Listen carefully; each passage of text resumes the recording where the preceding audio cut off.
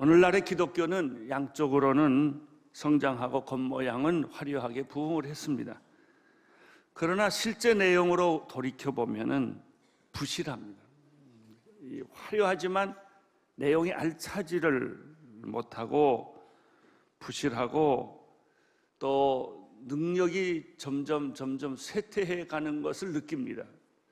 왜 기독교가 이렇게 점점 무기력해지는 것일까? 말이 많아지는 것일까? 좀 더 경건하고 좀 더 존경받고 좀 더 영향력이 있는 그런 종교에서 조금씩 밀려나는 것일까? 그 원인을 여러 가지로 분석하고 생각해 보던 중에 한 가지 사실을 알게 됐습니다. 그것은 기독교의 복음이 변질돼 가고 있다는 것이에요. 바꾸어진 건 아니에요. 우리가 예수님을 바꾼 건 아니에요. 성경을 바꾼 건 아니에요. 그러나 예수 믿고 성경 믿고 참 복음을 믿는 그것이 순수해지지를 않고 그것이 너무 형식적이 되고 그것이 너무나 이런 하나의 습관화되어 가고 있다는 것이죠. 옛날에는 눈물도 흘렸는데 요즘에는 눈물도 흘리지를 않게 되고, 옛날에는 두렵고 떨림으로 하나님 앞에 나갔는데 요즘에는 그런 모습들이 점점 없어지고 있었다는 것이죠. 그럼 기독교 복음의 변질이란 무엇일까? 기독교 복음의 변질은 다른 것이 아니에요. 십자가의 변질이에요. 십자가는 기독교의 중심입니다. 상징입니다. 핵심입니다. 중심점입니다. 원심이에요. 이 원심이 분명하지 않으면 돌이 제멋대로 날아다니는 거예요. 초점이 없으면 방향이 없어요. 그래서 지금 방향이 희미해지고 교회는 부흥을 했고 성도 수는 많아졌고 건물도 많아졌고 기독교가 모든 것은 이제 정치, 경제, 사회 모든 면에 다 영향력을 주고 있지만은 실제로 영향력을 주지 못하는 이유는 기독교의 핵심, 기독교의 본질, 기독교의 중심, 이 십자가가 점점 가리워졌다는 것이죠. 기독교가 탄생될 주후 1세기 경에는 십자가라고 하는 것은 누구든지 그것은 수치스러운 것, 걸림돌, 저주의 상징이었어요. 그래서 십자가를 좋아하는 사람은 아무도 없고 가장 저주스러운 것을 어떻게 기독교의 자랑거리와 상징으로 삼을 수가 있겠습니까? 따라서 1세기 때의 사람들이 십자가를 자랑한다거나 십자가를 선포한다거나 십자가를 앞세우는 일은 거의 불가능한 일이에요. 불가능한 일이에요. 그럴 수가 없어요. 가장 저주스러운 것을 붙잡고 가장 자랑스러운 것이라고 말할 수 없는 거나 똑같은 거예요. 그런데 예수님께서 놀랍게도 십자가에 못 박혀 죽으셔서 3일 만에 부활한 이 역사적이고 엄청난 사건 앞에 부딪히면서 제자들의 마음속에 태풍 같은 변화가 오기 시작한 거예요. 만약 저주의 상징인 십자가에서 예수님이 죽으신 것이, 피 흘려 죽은 것이 사실이라고 한다면 예수는 저주스러운 사람이 아니구나, 죄인이 아니구나, 아니 그것을 뒤바뀌어서 생각하기를, 만약에 저주스러운 십자가에서 예수님이 피 흘려 돌아간 것이 사실이라면 예수님은 하나님의 아들일 것이다. 인간이 아닐 것이다. 그분은 정말 온 인류의 구원자일 것이다. 그렇지 않다면 최악에서 어떻게 최선이 나올 수 있겠느냐? 저주에서 어떻게 영광스러운 사건이 나올 수 있겠느냐? 예수님이 부활하신 그 사건 자체를 만난 예수님의 제자들은 충격을 받기 시작을 한 거예요. 충격은 재해석을 가져왔어요. 내가 생각을 잘못하고 있었구나. 우리가 생각을 잘못하고 있었구나. 십자가는 그냥 나무에 죄수가 매달려 죽은 평범한 사건이 아니구나. 그것은 조롱하고 채찍하고 춤을 받고 욕을 하고 그렇게 모든 비난을 쏟아낼 대상이 아니구나. 그러니까 십자가가 그들의 눈에 다시 보이기 시작을 한 거예요. 십자가는 빛나기 시작을 했어요. 십자가는 능력이 나타나기 시작을 했어요. 근데 예루살렘에 있는 제자들뿐만 아니라 제자들 주변에 있는 사람들에게까지도 이 십자가의 험한 십자가의 능력이 전달되기 시작을 한 것입니다. 초대교회는 사람들이 꺼리는 것, 그 말하면 죽이고 싶은 것 십자가였는데 생명을 걸고 목숨을 걸고 이 십자가를 자랑하고 외치기 시작을 했습니다. 그래서 한 세대가 지나가고 두 세대가 오고 초대교회가 만들어지고 기독교 교회사가 시작이 됩니다. 근데 뭐든지 오래가면 형식화되고 낡아집니다. 십자가의 복음이 이렇게 능력 있게 초대교회를 강탈을 하고 많은 사람들을 예수님 앞으로 이끌어 오게 하는 능력이었는데 점점 제도화되고 교리화되고 형식화돼 감으로 이 십자가의 복음이 겉으로는 크게 나타났는데 교회 건물도 십자가로 짓고 여러분 고대의 기독교 유산을 가보세요. 십자가 없는 건물 하나도 없어요. 강단도 십자가형으로 만들어 놓고 무덤도 십자가형으로 만들어 놓고 비석도 십자가형으로 만들어 놓고 모든 게 다 십자가예요. 모든 게. 근데 십자가가 없어요. 그래서 십자가가 가장 땅에 떨어졌을 때, 감추어졌을 때, 십자가는 있는데 십자가의 능력이 사라졌을 때 일어난 거인이 하나 있어요. 영적 거인이. 그 사람을 가리켜 우리는 마틴 루터라고 그래요. 마틴 루터가 종교개혁을 1600년대 했는데 마틴 루터가 종교개혁을 한 게 뭐냐? 십자가의 신학으로 돌아가자는 게 초점이에요. 거기 뭐 만인 제사장도 있고 뭐 여러 주장이 이 종교개혁에는 많이 있는데 마틴 루터가 부르짖은 것은 뭐냐? 그것은 십자가로 돌아가자는 거예요. 죽어버린 십자가, 회색 십자가, 십자가는 없어지고 십자가의 그림자만 남아있는 중세신학에 일대 혁명을 일으키고 종교개혁을 일으켰던 것이 주제가 뭐냐? 십자가였어요. 그 십자가를 다시 탈환했기 때문에 칼빈이라든지 쯔빙글이라든지 종교개혁자들이 이 십자가의 신학에 같이 힘을 합해가지고 큰 종교개혁의 물결을 일으켜서 다시 교회가 변화되기 시작을 한 거예요. 변화란 뭐예요? 본질로 돌아가는 거예요.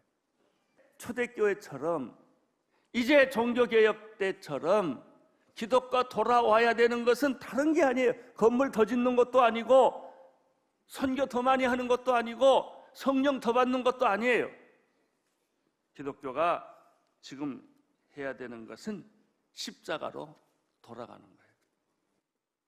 이런 십자가가 사람들에게서 십자가를 위해서 모였는데 십자가가 보이지 않는 때가 초대교회도 있었어요. 그게 고린도 교회였습니다.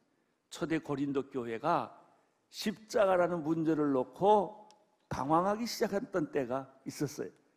마치 오늘날 현대교회와 비슷한 영적 상황입니다. 그래서 제가 이 본문을 택했어요. 사도행전 1장 10절의 말씀을 읽겠어요. 시작. 형제들이여, 나는 여러분 모두가 같은 말을 하고 여러분 가운데 분별이 있고 없고 한 마음 한 뜻으로 굳게 연합하기를 우리 주 예수 그리스도 이름으로 권면합니다. 자, 여기 10절을 읽자마자 느끼는 게 뭐예요? 초대교회가 분열과 다툼이 생겼다는 거예요. 왜 싸웠을까요? 11절 보세요. 11절 왜 싸웠을까요? 시작. 내 형제들이여, 글로의 집 사람들을 통해 여러분에 대한 말, 곧 여러분 가운데 다툼이 있다는 말을 내가 들었다.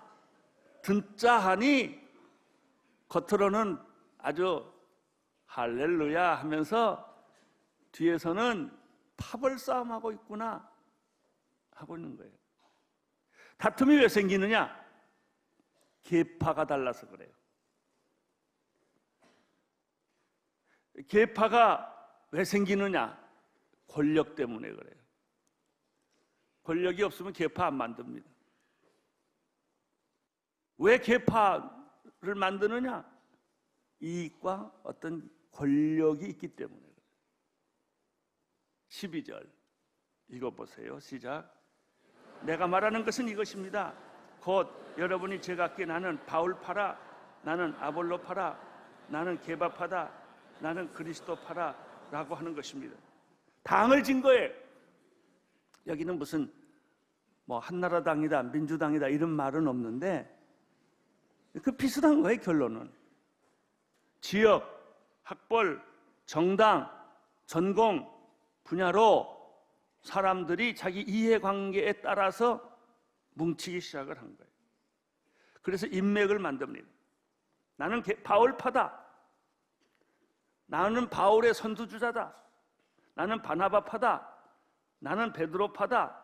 아주 재밌는 거는 나는 바울, 바나바, 베드로 다 싫다. 예수파다 이랬어요. 예수파도 파예요. 여기서 사도 바울은 갑자기 목소리를 높이고 주먹을 불끈 쥐고 그가 속에 있는 분노를 표출하기 시작을 해요. 이게 말이나 되느냐? 말이나 되는 거냐 말이죠. 우리가 한 예수 그리스도의 이름 안에 나를 위해서 십자가에 못 박혀 죽으신 예수 그리스도 이름 안에 우리가 모였는데 여기서도 형제 자매가 서로 팔을 만들고 사람 따라다니고 나눠질 수 있느냐? 그리고 서로 반목 질시하고 서로 비판할 수 있느냐라고 바울이 이야기를 하는 거예요. 바울은 제일 먼저 자신을 비판했어요. 내가 언제 너희를 위해서 십자가를 진 적이 있느냐? 내가 언제 너희를 위해서 세례를 베풀어 준 적이 있느냐? 왜 너희들은 내 이름을 빙자해서 바울파를 만들었느냐? 바울이 제일 먼저 야단친 사람은 자기 이름으로 팔을 만든 사람들이에요. 너희들이 그러니 다른 사람은 안 그러겠느냐? 이런 거예요. 13절을 보겠습니다. 13절 시작. 바울이 여러분을 위해 십자가에 못 박혔습니까? 또 여러분이 바울을 이름으로 세례를 받았습니까? 그리고 바울이 고백해요. 나는 그리스보와 가이오와 스데반에 있는 집사람들에게 세례를 준 거 외에는 나 세례 베푼 적 없다. 내 이름으로 세례 받았다고 해서 바울파라고 말하지 말아라 이거예요. 나는 아무에게도 세례 주지 않았다. 딱 3사람만 세례 준 걸 하나님께 감사한다. 세례 많이 줄 기회가 있었는데 만약 세례를 줬다면은 바울파 파당을 만든 동기부여를 했을 거라는 거죠. 바울은 말합니다. 세례 받는 게 중요한 게 아니다 이거예요. 세례 받는 게. 세례 받은 게 틀렸다는 것은 또 아닌데 세례 받는 게 본질이 아니다 이거예요. 핵심이 아니다 이거예요. 중심이 아니다 이거예요. 17절 시작. 그리스도께서 세례를 주라고 나를 보내신 것이 아니라 언더라인 뭘 하라고요? 복음을 전하라고 나를 보내주신 것이지 이렇게 세례 줘라 저렇게 줘라 뭐 침례를 하느냐 뭐 물에 담그느냐 안 담그느냐 이것은 구원에 있어서 중요한 이슈가 아니라는 거예요. 중요한 건 예수님이고요. 복음이에요.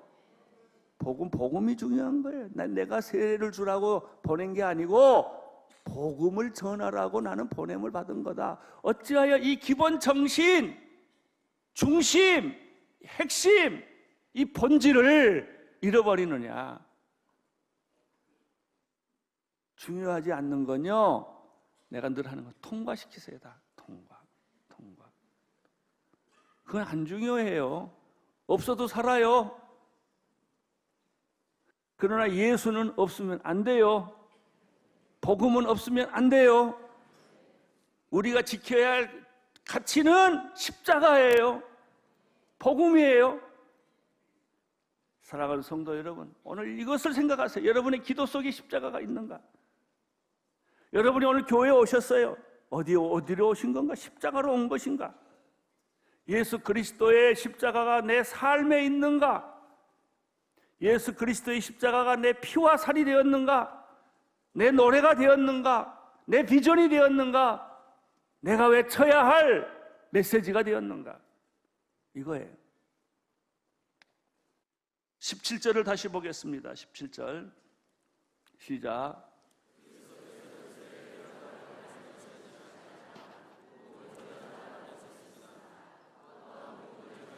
뭐로? 말의 지혜로 하지 않도록 하셨는데 이는 그리스도의 십자가가 헛되지 않도록 하려는 것이다. 이 말을 다시 뒤집으면 뭐예요? 말의 지혜로 전하는 십자가는 헛된 것이다. 그건 전해지지 않는 것이다. 사람이 이해하는 데는 인간의 지혜가 필요해요. 지식이 필요해요. 이성이 필요해요. 그걸로 받아들이는 십자가는 십자가가 아니다. 그래서 내가 십자가를 모르는 것이다. 십자가는 뭘로 알아야 된다? 하나님의 지혜로 하는 것이다. 사람의 말로 십자가는 전해지지 않는다. 설명되지 않는다. 설득당하지 않는다. 아무리 십자가를 인간의 지혜와 인간의 지식과 인간의 방법으로 이해하려고 해도 그것은 인간의 이해일 뿐이다. 그것은 십자가밖에는 이해가 안 돼요. 십자가에 못 박히신 예수 그리스도는 발견되지 못하는 거예요. 그럼 십자가는 어떻게 이해하느냐? 하나님의 지혜로만이 이 영광스러운 십자가가 드러나는 것입니다. 발견되는 것입니다. 아무 능력이 없던 하나의 나무 십자가가 하나님의 지혜의 눈으로 이걸 보면 깨달아지고 발견되어지고 이해되어지고 그 다음에 놀랍게도 능력이 거기서 나타나는 거예요. 20절 읽어주세요. 시작. 이 시대의 변론자가 어디 있습니까? 하나님께서는 세상의 지혜를 어리석게 하신 것. 자, 지혜로운 사람, 학자, 이 시대의 변론자, 소위 논쟁을 좋아하는 사람들, 이런 사람들에게는 십자가가 안 보인다는 것이죠. 여기서 우리는 아주 예리하게 세상의 지혜와 하나님의 지혜가 대결하는 걸 볼 수 있어요. 맞닥뜨리는 것을 볼 수가 있어요. 과학과 학문은 사람의 지혜로 깨달아지는 것이지만 십자가와 복음은 하나님의 지혜로 깨달아진다는 사실이에요. 21절 시작.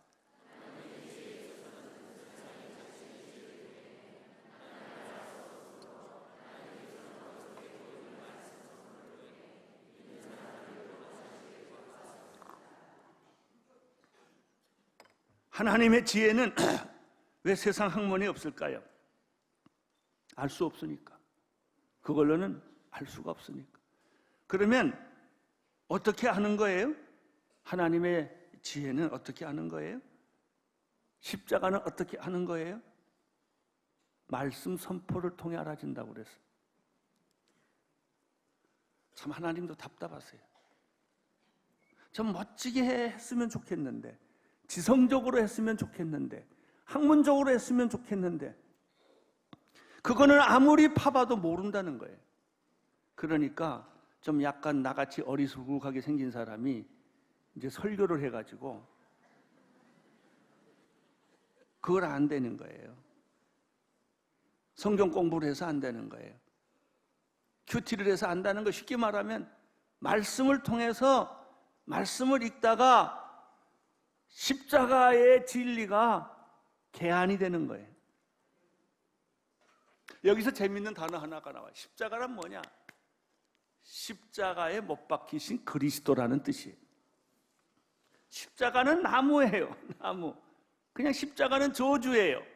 십자가는 수치예요. 그러나 십자가에 못 박히신 예수 그리스도는 영광이에요.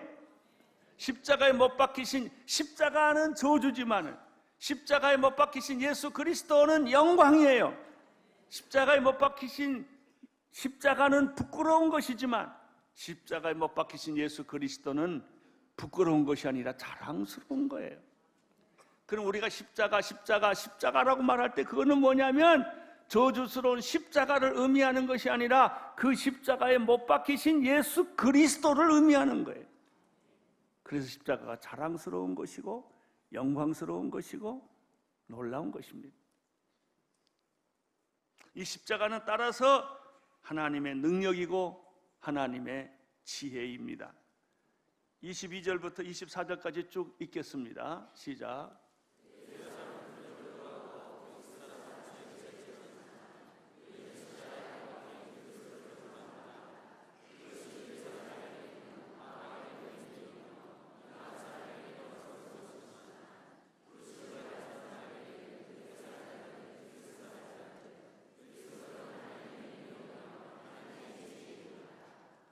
십자가란 십자가에 못 박힌 그리스도요. 그리스도는 십자가에 못 박히신 그리스도는 하나님의 능력이며 하나님의 지혜라는 거예요. 25절 마지막 절 시작. 하나님의 어리석음이 그래서 사람보다 지혜롭고 하나님의 연약함이 사람보다 더 강합니다. 할렐루야. 오늘 사랑하는 성도들 여러분 마음속에 하나님의 지혜가 가득 차서 십자가가 깨달아지고 보여지기를 축원합니다. 그리고 그 능력이 여러분의 죄를 이기고 그 능력이 용서를 만들어내고 그 능력이 화해를 만들어내고 화목을 만들어내고 여러분의 인생을 뒤바꿔 놓는 그런 기적과 역사가 일어나기를 축원합니다. 기도하겠습니다. 십자가의 복음을 경험하는 한 주간이 되게 하여 주옵소서. 하나님의 지혜로 그것이 어리석게 보여도 그 하나님의 지혜를 선택하게 하여 주옵소서. 예수님의 이름으로 기도드립니다.